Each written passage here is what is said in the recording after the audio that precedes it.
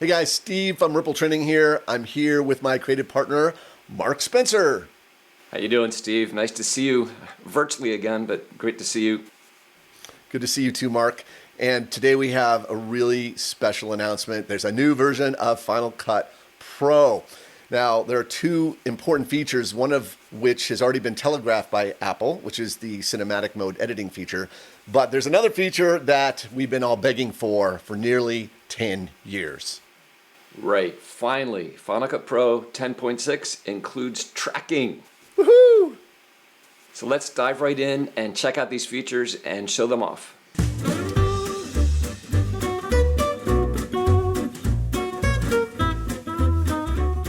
With the iPhone 13 and Final Cut Pro 10.6, we can now nail the focus in post. Here's a shot of Mark and me recorded using iPhone 13, where the cinematic rack focus has been added automatically using machine learning. As I scrub the clip, you can see the focus change. This should not be new to most of you since the iPhone 13 has been available for several weeks now. What is new, however, is the ability to manipulate the focus in Final Cut Pro just as easily as you might manipulate the color or the speed of a clip. With the playhead parked over the cinematic mode clip you want to manipulate, open the inspector. There's a new cinematic section that, when enabled, lets you adjust the depth effect, which controls the amount of blur you see in the shot. Just like a real-world lens, you can adjust the f-stop, which can have a dramatic effect on what's in focus and what's not. Moving the slider toward lower f numbers will decrease the depth of field, causing more of the background to go out of focus, and moving the slider toward the higher f numbers will do the opposite. Now that's pretty cool in itself, but how do I change what's in focus? Well, before you can change what's in focus, you need to see what's in focus. That's where the cinematic mode tool comes in. You can either enable it here in the inspector or choose it from the on-screen tools menu in the lower left of the viewer. Once enabled, on-screen controls will appear in the viewer. The yellow box is the active subject being tracked and kept in focus, and any light gray boxes are inactive subjects being tracked by the iPhone's camera algorithm that can also be chosen as another focus point during editing. As I scrub the playhead over this shot of Mark and me, you can see the focus starts on me in the foreground, then as my head turns, the tracker shifts focus to Mark. And now he's the one being tracked and kept in focus. All of these focus decisions were made automatically in camera using machine learning. To see exactly at which points the focus changes occur, right-click on the clip and choose Show Cinematic Editor. A bar appears over the clip. The white dots are focus points that show where the camera made a focus decision. The first thing to know about them is that they cannot be deleted or moved. They are read-only in the file, but you can override them by creating your own focus points. For example, if I scrub over the first part of the clip, you can see the focus shift from me to Mark, then back to me again. Perhaps I want to keep the focus entirely on Mark for the duration of the clip. I'll skim to the frame where he's the active subject being tracked. Once I see that he's in focus, I'll click on the white square in the viewer to lock it. When the focus is locked, the tracker becomes a solid yellow square. In the cinematic editor, a yellow focus point appears. Yellow focus points indicate that they are user-generated. When I play from here, Mark remains in focus until the end of the clip. And because cinematic clips contain all the depth data, I can choose when I want the next rack focus to occur. I'll skim to where I start to shrug my shoulders, then click the gray tracking square over my face to set a focus point. I'll skim a bit further just as Mark turns his head toward me, then click on his face to set another focus point. I'll play that back to see how it looks.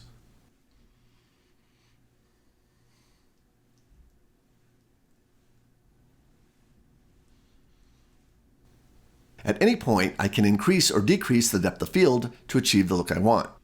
I can even animate the depth of field when necessary. As I skim to the end of the clip, I have this goofy smile on my face, but at the current depth of field setting, it's pretty blurry.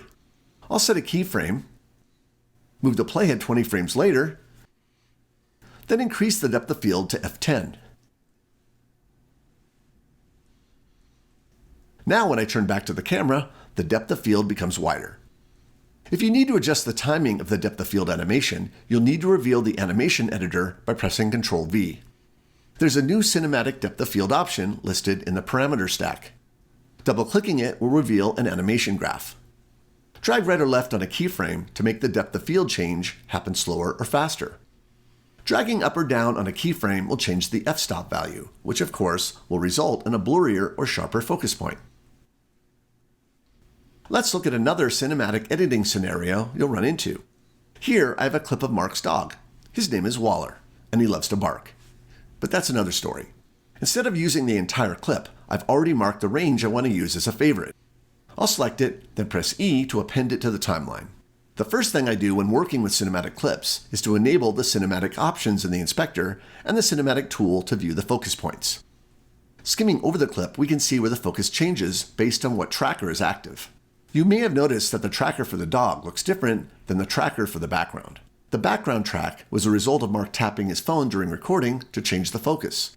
So in this case, AI wasn't making the focus decision, Mark was. In order to see his focus points, press Ctrl-Option-F to bring up the cinematic editor. 2 yellow focus points appear on the clip. As the editor, I've decided that the focus pull is unmotivated by anything in the frame, and I want to keep the focus on the dog. Again, skimming reveals what's happening with the focus and where it starts to shift from the foreground to the background. I'll remove this focus point by clicking on it once, then choosing Delete Focus Point from the menu. As a reminder, you can only delete user-generated focus points, not AI-generated ones. When played back, the focus remains on the dog. The only thing I might want to do is adjust the amount of blur using the depth of field slider. Before I pass the baton to Mark to cover the new tracking tool, I want to talk about how to properly transfer your iPhone clips to your Mac and retain the cinematic metadata. The first method is to select the Photos and Audio sidebar in Final Cut Pro, choose Photos from the list, open the album that contains the media, then drag the clip over the project icon and drop it into your event. The second method is to connect your iPhone 13 to your Mac using a Lightning cable, open the import window, select the cinematic clip or clips, then choose Import Selected. Third, if you have the Photos app open on your Mac, you can hold down the Option key and drag the cinematic clip to your hard drive. Then you would simply import it by drag and dropping it from the Finder into any event in your library. However, if you need to use clips that were recorded on someone else's iPhone 13, you'll need to follow these steps. From the Sending iPhone's Photos app, select the clip you want to transfer, then tap the Share button. At the top of the window, tap Options. Make sure that All Photos data is enabled. I should point out that this option is not sticky, meaning that you'll need to enable it for every clip you'll want to transfer. If this option is not enabled, no cinematic metadata will be sent with the clip. Tap Done, then airdrop it to your Mac. Once transferred, you'll see 3 separate files. 2 of them are movie files, and 1 of them is a sidecar file. The movie file with E in the name has the cinematic metadata baked in. The other movie file includes the editable cinematic metadata. This is the file that you'll import into Final Cut Pro. Once the clip or clips have been imported into your library, there's a cool new option for filtering them. Bring up the Filter HUD, then choose Format Info, Cinematic. Any clips that have cinematic metadata will be returned by the search. You can then create a smart collection that will automatically place any cinematic clips you import into that collection. And now back to Mark. So with the object tracker, you can track titles, generators, and effects, and even your own content. And I'm going to show you examples of each of those. Let's start with a built-in title. So here I have a clip of a young woman running along the beach, and I want to track a title to her. So I'll find a point where she's on the screen, and then I'm in the titles and generators sidebar here. I've selected the built-in out category, which is part of the content that ships with Final Cut Pro, and I'm going to use this built-in move title. The easiest way to do this is to simply drag the content that you want to be tracked directly onto the viewer. If I drag it onto the young woman, we can see it identifies her as an object. If I go up a little higher, we can see it even identifies her face here, or the entire upper part of her body. I'm going to move the pointer until it recognizes her whole body and release the mouse. When I do that, several things happen. Down at the bottom, you can see we're now in the transform mode. At the top, we have a new set of controls, and the tracker is selected. Notice in the timeline, because I didn't set a range, that our title doesn't last the full duration of the clip, but it doesn't matter. The next step, I'm going to analyze the clip. So I'll just click Analyze, which will analyze it in both directions. And notice how quickly it goes. I'm not speeding this up at all. Boom, it's done. If I play that section where the title is, we can see the title now tracks to the young woman running on the beach. Now, one of the cool things about this is we can extend the duration of this title because the entire clip was analyzed no matter how long the title was originally, and it will still track the whole way. Notice the beginning, we can't really see it because it's on a very light background, so I'll change its color to something a little more obvious and play through that. And obviously it can't track her when she's off the screen, but I'll just come to where she's on the screen and press Option left bracket to start the title there.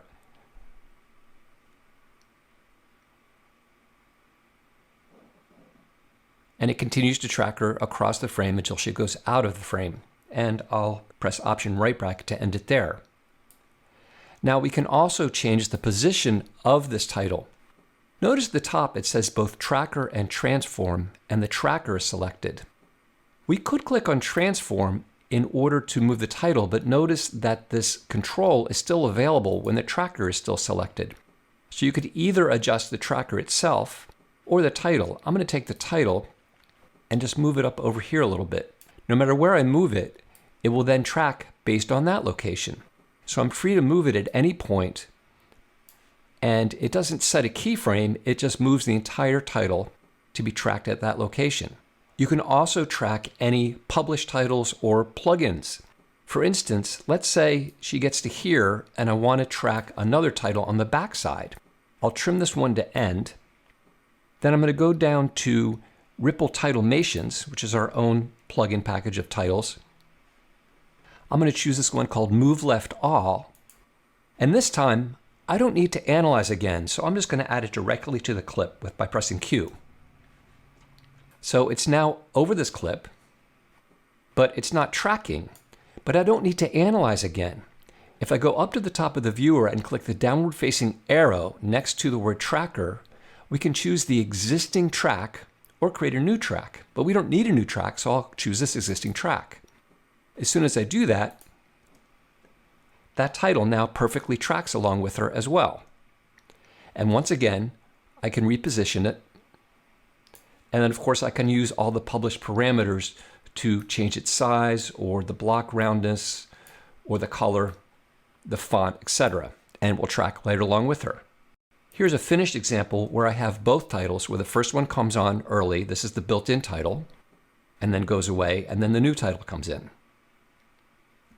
So super easy to track a title, either one of the built-in titles or your own published titles or third-party plugins to a clip. In this shot here, I would like to track the face of our subject and show what she's texting. To do so, I'll first press X to mark a range for a clip, and then I'm using our own Ripple RT messages. I'll drag the chat text title over the clip, and when it sees her face, I'll release the mouse.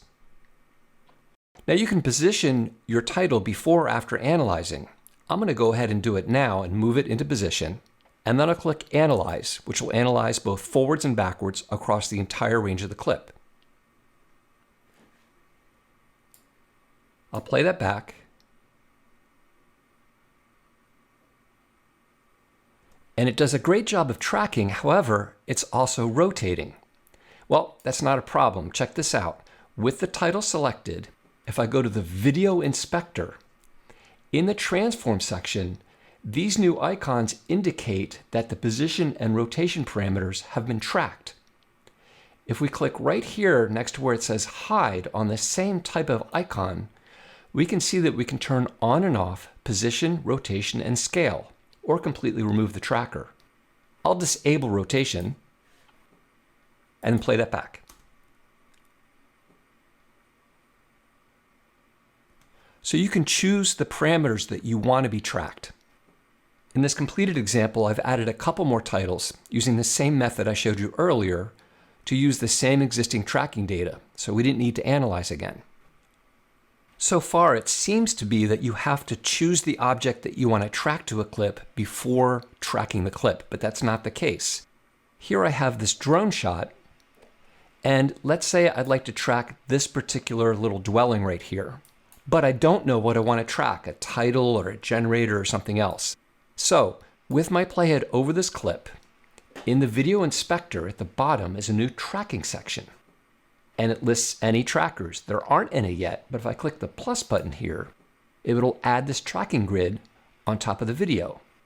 If I hold down the Option key while moving it around, the machine learning will kick in and it will attempt to identify objects.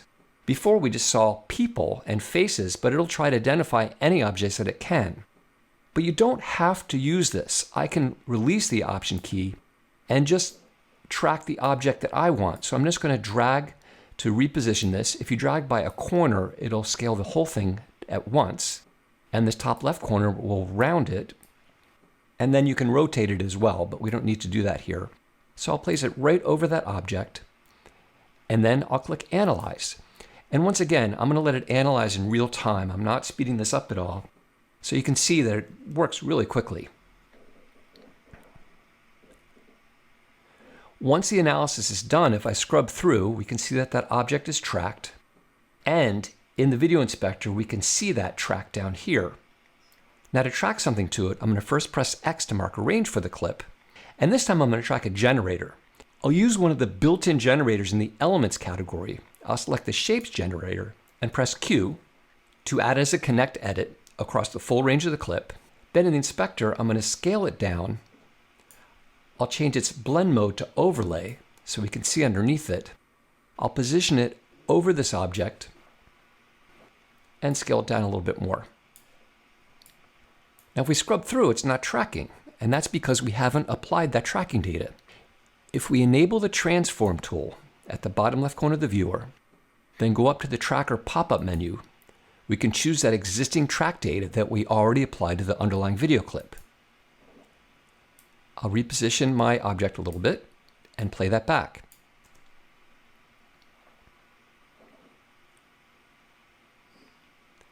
And now we can see it perfectly tracks along with that object. Now it appears to get smaller, but what's happening is the scale isn't changing of that circle. The scale of the circle is staying the same, but the little hut, the dwelling, is getting larger in the shot. So remember, when we saw earlier, the tracker by default tracks position and rotation, but not scale. But if we go to the video inspector for the transform properties and click the pop-up right here, we can choose to add scale. Now, a couple warnings about this. When you enable scale, it often will change the default starting scale, and you'll need to change that. So I can drag here, or I can use the scale parameter in the inspector to adjust the scale and reposition. That's number one. Number two is that it won't always scale proportionally. In other words, it may scale X and Y separately and a different amount, even though it indicates the same scale amount in the inspector. But if we go back now and play that through, let's change the position a little bit. That circle will now scale along with the tracking. Here's a completed one that I did where you see it scales a little bit better.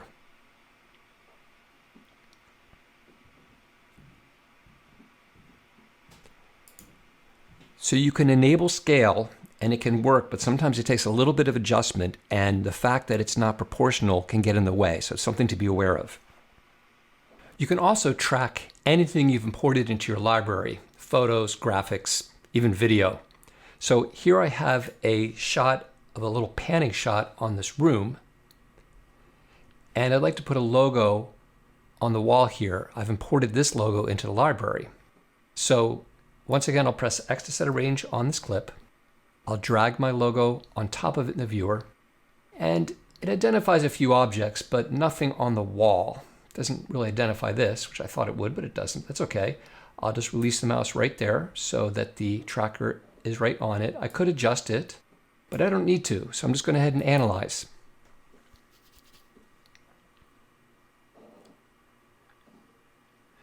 That seems to have done a good job, so the next thing I'm going to do is scale down that logo so it fits in the screen. Right-click, choose the Distort tool, and I'll distort it to match the lines on the wall. I'll also change this blend mode to multiply. And there we go, incredibly fast and easy. Here's some other examples of objects I've been able to distort onto planes and track with the object tracker. You can also track effect masks. Let me show you how that works. So here I have the shot of the couple, and I'd like to do some color correction just on the woman's face. In the effects browser, in the color category, I'm going to drag the color wheels correction onto her face, and notice I could track either face. I'll choose to track her face. When I apply it, notice this time that the transform tool did not turn on. That's because this is an effect mask. So if we look over in the video inspector under effects, we can see that that shape mask is what's now being tracked. Up top, we can choose the tracker or the shape. I'll click Analyze.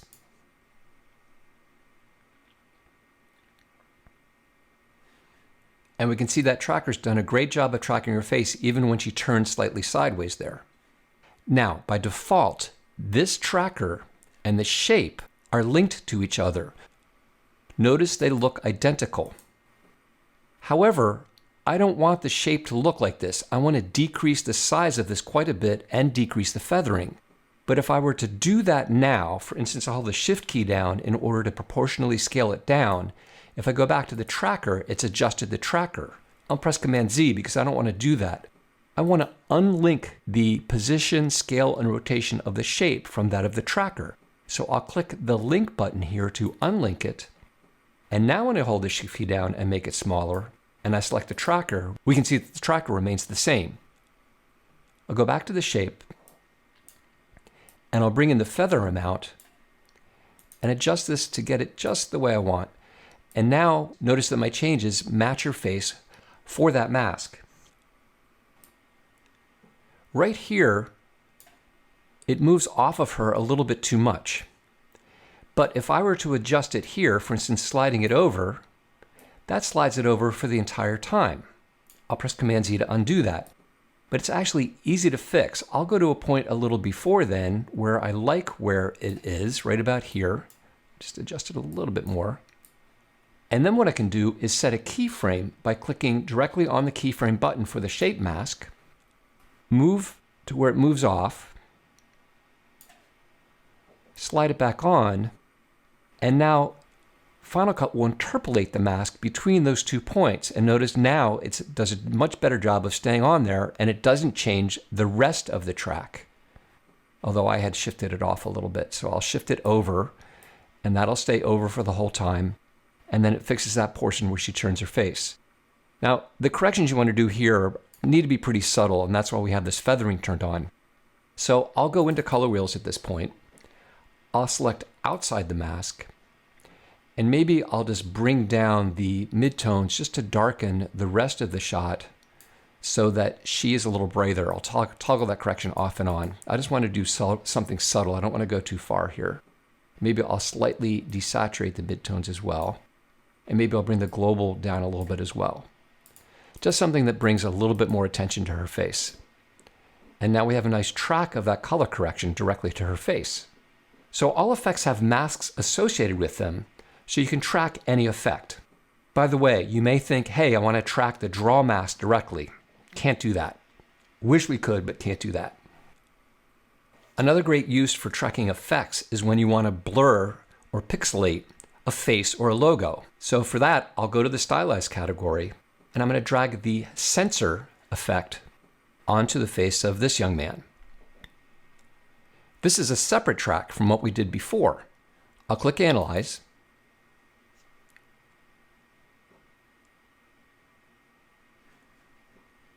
Then in the inspector for this sensor effect, I need to increase the radius so that the sensor effect covers the whole screen, but only within this masked area. I'll delink the shape from the tracker, and once again, bring the size of that down, and bring the feathering down. And maybe I'll also adjust the amount of pixelization, something like that. And very quickly, I've been able to hide the identity of somebody by tracking the sensor effect to the clip. Finally, once you have a track on a clip, if you right-click on that clip or use the keyboard shortcut Option Command T, it'll open the tracking editor. Here, you can select part of a track. You can reanalyze that section or delete it. And this is great for handling interrupted tracks. I'll have much more to say about this in a full deep dive tutorial I have on mastering the object tracker. So the tracker, what do you think, Steve? Tracker is amazing, and it's Apple simple. You know, they didn't just make a tracker, they made it really, really intuitive. Good job, Apple. Great tracker. Yeah, it tracks very well, and it's surprisingly deep. There's a lot of things I couldn't touch on in this What's New video. We have a full-blown tutorial that takes a deep dive on the tracker so you can understand all the components of how to use it in a variety of different circumstances. So take a look. That should be out soon. Subscribe below and you'll get notified when that does come out. And speaking of subscribing, we're trying to hit 100,000 subscribers. You can help us do it by subscribing to this channel, clicking the bell for future notifications. We're interested in your feedback. What feature in 10.6 did you like? What feature are you going to use? So leave your comments below, and we'll see you next time. Thanks for watching.